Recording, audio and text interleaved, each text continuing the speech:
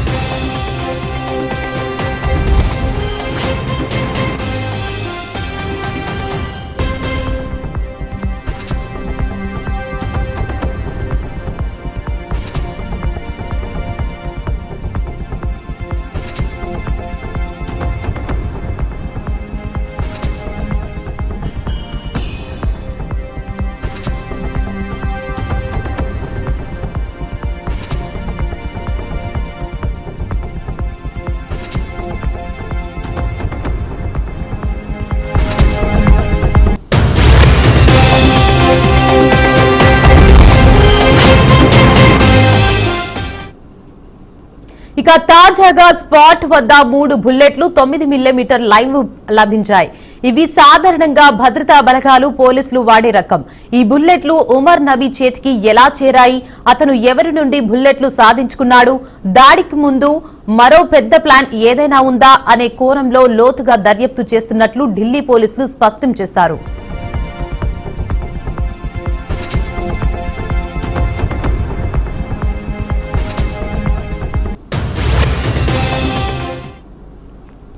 మరోవైపు స్పాట్లు తుపాకీ మాత్రం కనిపించకపోవడం మరో అనుమానాన్ని పెంచుతుంది. బుల్లెట్లు మాత్రమే ఎందుకు తీసుకెళ్లాడు, ఘటనకు ముందు గాని తర్వాత తుపాకీని ఎవరు తీసేశారు, ఉమర్ మరిన్ని లక్ష్యాలకు సిద్దమయ్యాడా అనే ప్రశ్నలన్నింటిపై దర్యాప్తు కొనసాగుతోంది. అల్ ఫలాహ్ యూనివర్సిటీ ఆపరేషన్లపై సోదాలు జరుగుతున్నాయి. ఇక విశ్వవిద్యాలయం ఉగ్ర నిధుల లింకులపై కూడా ఆరా తీస్తున్నట్లు సమాచారం. ఇక ఇదే అంశంపై మరింత సమాచారాన్ని మా క్రైమ్ బ్యూరో చీఫ్ ఇన్నారెడ్డి అందిస్తారు. చెప్పండి ఇన్నారెడ్డి, అప్డేట్స్ ఏంటి? దేవిక, మనం చూస్తున్నాం ఢిల్లీ పేలుడుకు సంబంధించిన ఈ విషయం మీద నేషనల్ ఇన్వెస్టిగేషన్ ఏజెన్సీ ఇది మొత్తం దర్యాప్తు కొనసాగుతోంది. దీంట్లో ప్రధానంగా ఉమర్ మరియు ముజమ్మిల్ తో సంబంధాలు ఉన్న వారిని ఇప్పటికీ అదుపులో తీసుకుని విచారణ చేస్తా ఉన్నారు. దీంట్లో ప్రధానంగా కాల్ డీటెయిల్స్ ఆధారంగా ఎవరెవరితో కాంటాక్ట్ లో ఉన్నారు, తర్వాత వీళ్ళకు ఫైనాన్స్ చేస్తుంది ఎవరు, తర్వాత వీళ్ళు ఉగ్ర కోణంలో ఎక్కడెక్కడ బాంబ్లాస్ట్ చేయారని చెప్పన్న విషయం మీద ఇప్పటికే ఎవరితో కాంటాక్ట్ లో ఉండి మరెక్కడైనా పేలుళ్లకు సంబంధించి స్లీపర్ సెల్స్ ను యాక్టివేట్ చేయడం కానీ స్లీపర్ సెల్స్ ను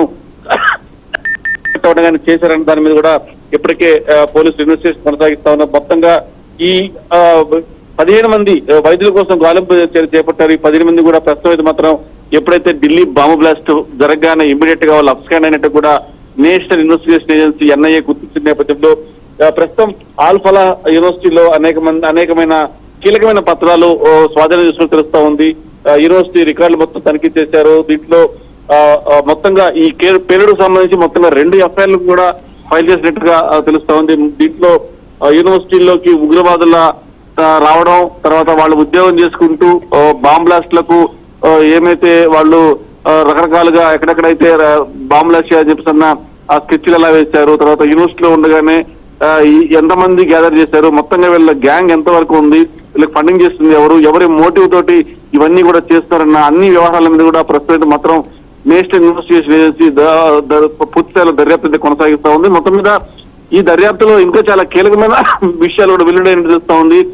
ఒకవేళ గనక ఈ గ్యాంగ్ సభ్యులు అంటే ఈ డాక్టర్ సంబంధించిన సభ్యులు గనక అరెస్ట్ కాకుండా ఉంటే దీపావళి రోజున భారీ ఎత్తున కాకుండా తర్వాత దేశవ్యాప్తంగా ఒక 10-15 చోట్ల ఏకాలంతో దాడులు చేయాలని చెప్పనే వ్యవహారం కాకుండా మరొక సంచలనమైన విషయం మనం చూస్తాము. ఇక్కడ రాజేంద్ర నగర్ అరెస్ట్ అయిన ఉగ్రవాది ఈ బయోకెమికల్ వార్ ద్వారా సంచలనం సృష్టించాలి. ఈ గుళ్ళు తర్వాత దేవాలయాలకు సంబంధించిన ఈ వాటర్ ట్యాంకుల్లో విషయం కలిపి భారీ ఎత్తున ప్రాణ నష్టాన్ని తలచడం కాకుండా ఒక సంచలనమైన విషయాల్లో ఇన్వాల్వ్ అయ్యి తర్వాత దేశవ్యాప్తంగా అలజడులు సృష్టించాలన్న విషయం మీదనే వీళ్ళందరూ కూడా వర్కౌట్ చేసి తెలుస్తా ఉంది. మనం ప్రధానంగా చూసాం గతంలో ఉగ్రవాదుల్లో కూడా ఓన్లీ మేలే ఉండాలి, ఇప్పుడు ఫిమేల్ అంటే మహిళా ఉగ్రవాదులు కూడా తయారు చేసి వాళ్ళను కూడా దీనికి ఇన్వాల్వ్ చేసినట్టు తెలుస్తా ఉంది. మొత్తం మీద ఈ టోటల్ వ్యవహారంలో పెద్ద నెట్వర్క్ ఏర్పాటు చేసుకుని ఈ బాంబు పేలుళ్లకు అలాగనే అంటే మన ఆర్థిక వ్యవస్థ మీద తర్వాత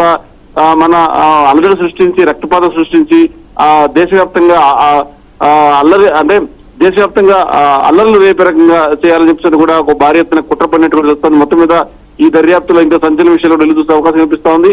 ఇంకా చాలా మంది తప్పించుకుని తిరుగుతున్నారు.